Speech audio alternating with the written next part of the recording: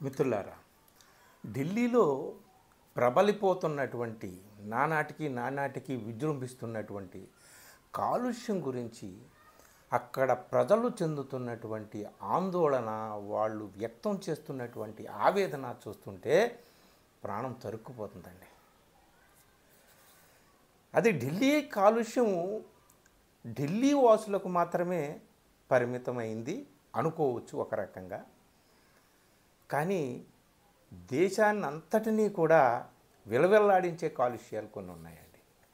ఈ వీడియోలో ఆ కాలుష్యాల గురించి మాట్లాడడానికి ప్రత్యేకంగా నేను కూర్చున్నాను.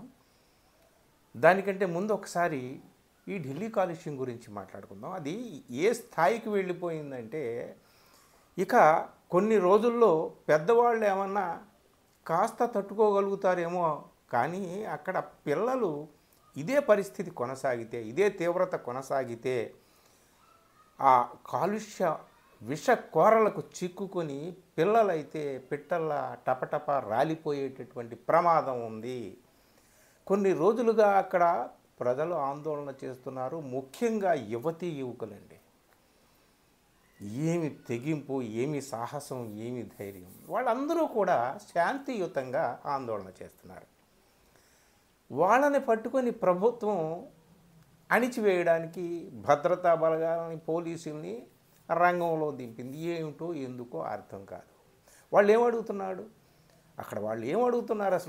అసలు ఆశ్చర్యం మనకి. వాళ్ళేమో రోడ్లు అడగట్లేదు, కరెంట్ అడగట్లేదు, సౌకర్యాలు ఏమో అడగట్లేదు. హాస్టల్ కావాలని, హాస్పిటల్స్ కావాలని, స్కూల్స్ కావాలని ఏమి డిమాండ్ ఏమి లేదు.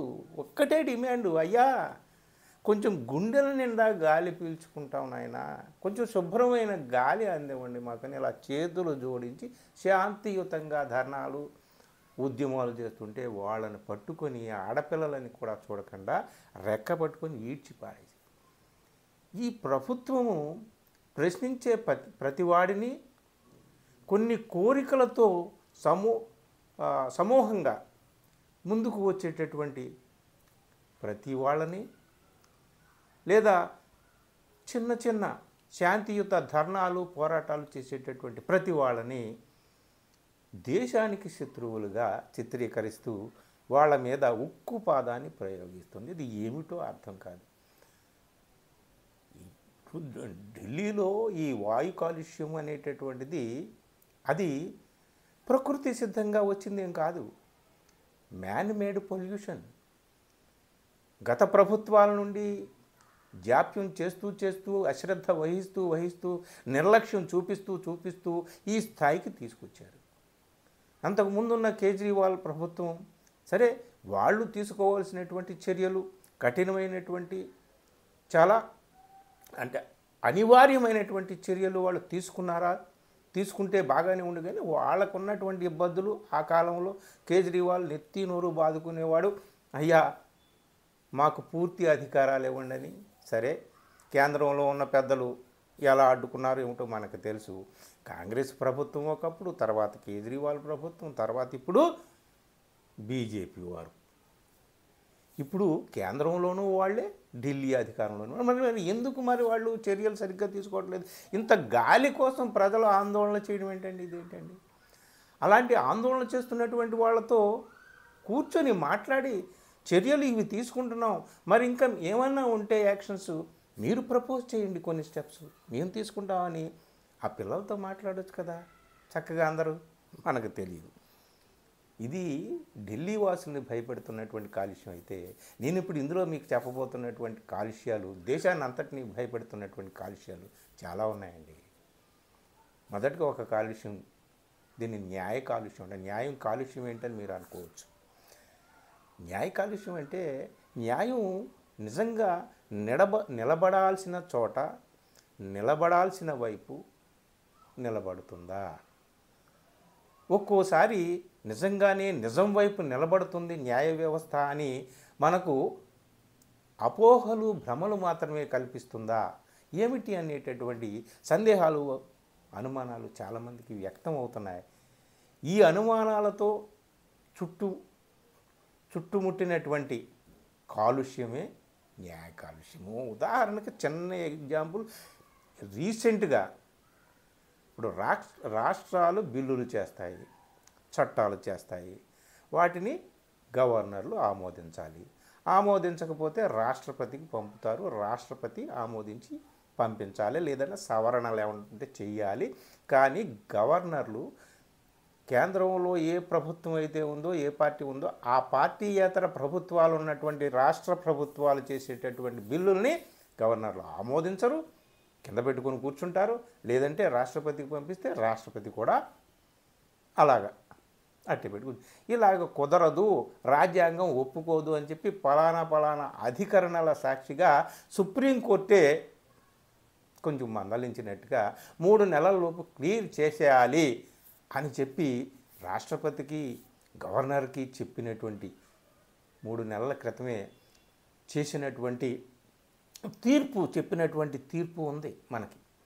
అదే సుప్రీం న్యాయ వ్యవస్థ ఇప్పుడు మళ్ళీ ఇక్కడ మేము గవర్నర్కి రాష్ట్రపతికి ఆదేశాలు ఇవ్వలేము, కాలపరిమితిని నిర్ణయించలేం, ఇది రాజ్యాంగం ఒప్పుకోదు అని. ఇదేమిటి?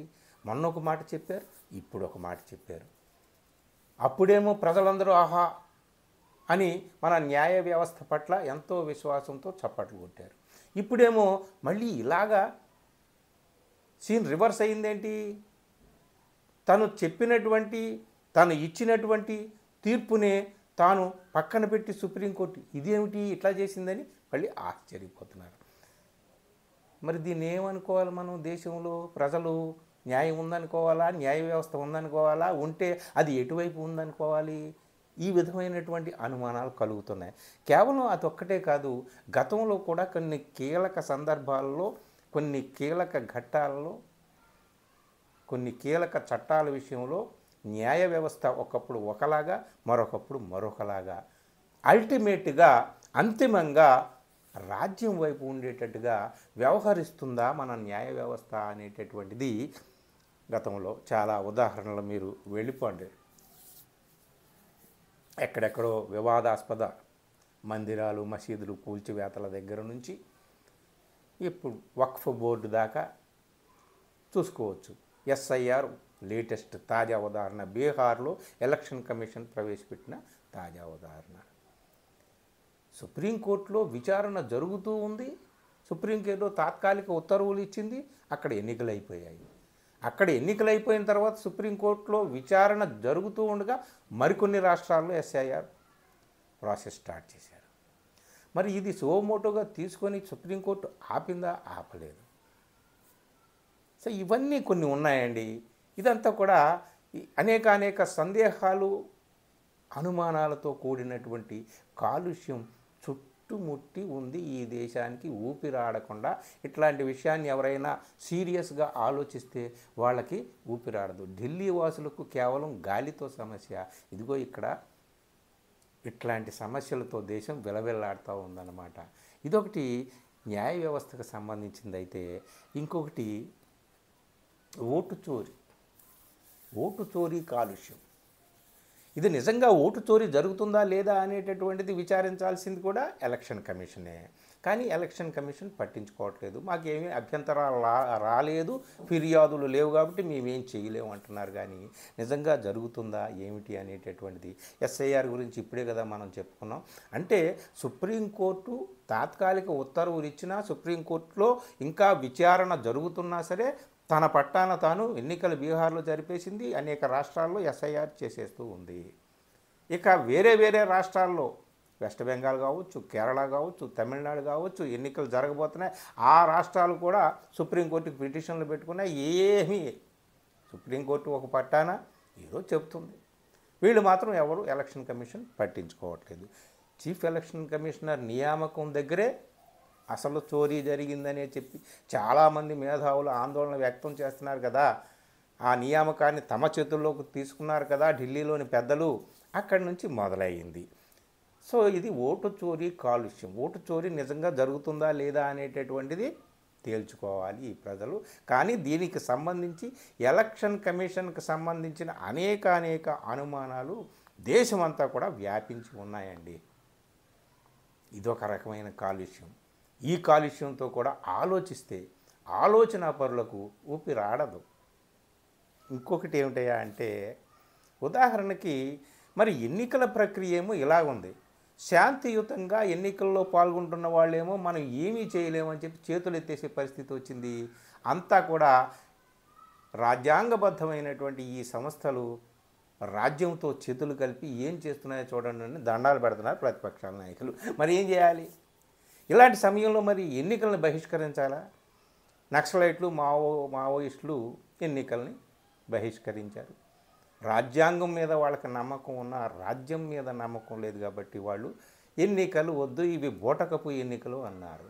సరే, ఇప్పుడు వాళ్ళని ఎన్కౌంటర్లు చేస్తున్నారు, ఎప్పుడూ చేశారు. ఎన్కౌంటర్లు కరెక్టా కాదా అనేటటువంటి విషయం జోలికి నేను వెళ్ళను. అది చాలా పెద్ద డిబేట్ జరుగుతూ ఉంది. అతి పెద్ద నాయకులైనటువంటి వాళ్ళనే కాల్చి కూల్చి పారేసి ఇక ఏరి పారేసాం, అడవుల్ని క్లియర్ చేసేసాం అని అంటున్నారు. ఇది ఎంతవరకు అవుతుందో మనకు తెలియదు. తర్వాత మరో రూపంలో ఏ ఉద్యమాలు తలెత్తుతాయో. కానీ ఒక మావోయిస్టులు ఆయుధాలు వదిలిపెట్టి శాంతియుతమైనటువంటి మార్గాల్లో మీరు ఆందోళనలు చేసుకోండి, పోరాటాలు చేసుకోండి, ఉద్యమాలు నడుపుకోండి అంటున్నారు.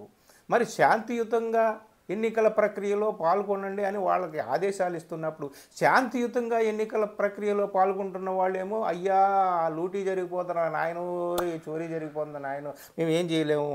బీహార్ ఎన్నికల మీదే ప్రతిపక్షాలు మేధావులు అందరూ కలిసి స్టేట్మెంట్ ఇచ్చారు కదా, ఈ ఎన్నికలు కరెక్ట్ కాదు, ఈ ఎన్నికల ఫలితాన్ని మేము అంగీకరించడం లేదని. మరి ఇదేంటి? ఇదొక రకమైన కాలుష్యం అండి.